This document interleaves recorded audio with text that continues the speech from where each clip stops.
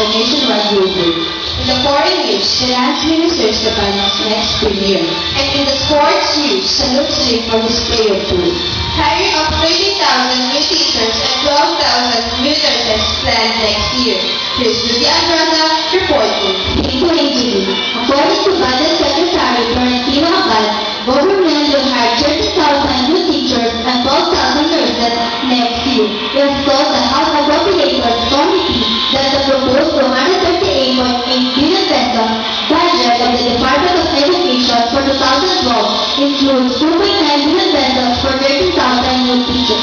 For subsidies, 6.3 billion pesos to 1 million students in private schools, 2.7 billion pesos for 45.5 million textbooks, and 1.9 billion pesos for the universalization of kindergarten education.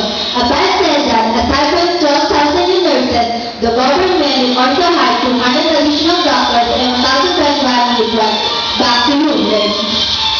1.42 billion pesos for nationwide global. For more information, Mr. Carlo Dumandan, signing in. Thank you, Ray. Budget Secretary Abante Malacanang has released a billion pesos for the maintenance of national roads and installation of road safety devices to have all national roads paved in 2014. The amount released to the Department of Public Works and Highways includes 1.33 billion. An additional 85 million pesos will go to the installation of adequate road safety devices along roads. Data from Australian Agency for International Development show that the 4.3 billion pesos PRMF Allied program that runs until 2040 limited out and desires. Back to you. We will be back after a few minutes. Hey, did you hear that the government have a campaign against computer crimes? Yes, I've read about it. It said that there are 87% users that have been victims of internet crimes. Yes, and the DOD said also that the parents should do their part to protect their children in internet crimes.